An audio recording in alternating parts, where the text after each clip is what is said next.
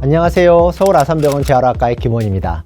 사람이 살면서 넘어지는 것은 정말 흔하게 일어나는 일이죠. 어린 아이 때부터 청소년기, 심지어는 어른이 되어서도 우리는 종종 넘어지게 됩니다. 그럴 때마다 크고 작은 상처를 남기기도 하죠. 이렇게 떨어지거나 넘어져서 다치는 것을 낙상이라고 하죠. 하지만 이런 낙상이 노인에게 일어난다면 매우 큰 문제가 될 수가 있습니다. 단 한 번의 낙상으로 골절이나 뇌출혈이 생겨서 다시 일어나지 못할 수도 있기 때문이죠. 오늘은 우리가 일상에서 벌어지는 노인의 낙상에 대해서 알아보고요. 어떻게 하면 예방할 수 있을지 살펴보도록 하겠습니다.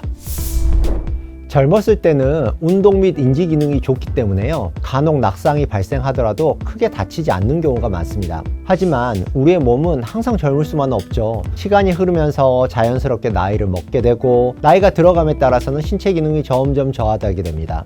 사소한 원인으로도 넘어질 수가 있는 것은 물론이고요. 넘어지는 순간에 잘 대처해야 되는데 그걸 잘 못하다 보니까 크게 다칠 수도 있습니다. 타박상이나 찰과상 정도로만 그칠 수 있었던 것들이요. 나이가 들어서는 머리가 크게 다치거나 골절로 이어지기도 합니다. 특히 고관절 골절이 발생할 경우에는요. 거동에 어려움이 생기기 때문에 일상생활이 정말 힘들게 됩니다. 이렇게 낙상이 발생하게 되면 신체 기능이 저하되는 것은 물론이고요. 회복이 더뎌지고 이는 결국 근육량의 감소, 우울증 유발, 심할 경우에는 사망에까지 이르게 할 수가 있습니다. 이렇듯 노인의 낙상은 위험하기 때문에 미리 예방할 필요가 있습니다. 낙상은 단순히 걷다가 넘어지는 것뿐만 아니라요. 침대나 의자에서 떨어지는 것, 욕조에서 미끄러지는 것도 포함됩니다. 노인에게 흔하고 위험한 낙상, 하지만 몇 가지만 주의해도 피할 수 있습니다. 그러면 지금부터 낙상을 예방할 수 있는 3가지 생활 습관에 대해서 설명드리겠습니다.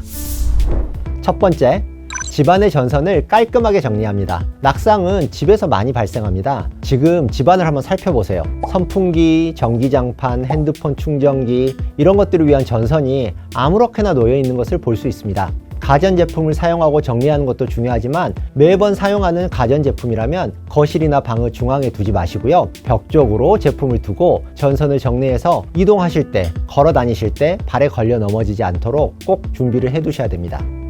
두 번째, 발에 꼭 맞는 신발을 착용하세요. 지금 어떤 신발을 신고 계신가요? 혹시 편하다고 슬리퍼를 신거나 신발을 구겨 신고 그냥 질질 끌고 다니지는 않으신지요? 이런 경우에는요, 자칫 신발이 벗겨지거나 발끝이 바닥에 걸려가지고 넘어지기가 쉽습니다. 신고 벗기 번거롭더라도 발에 꼭 맞고 미끄러지지 않는 신발을 신으셔야 됩니다. 굽이 너무 높거나 큰 신발을 신게 되면요, 위험할 수 있으니까 피하셔야 되고요. 본인의 말에 딱 맞는 운동화와 같은 신발이 제일 좋습니다.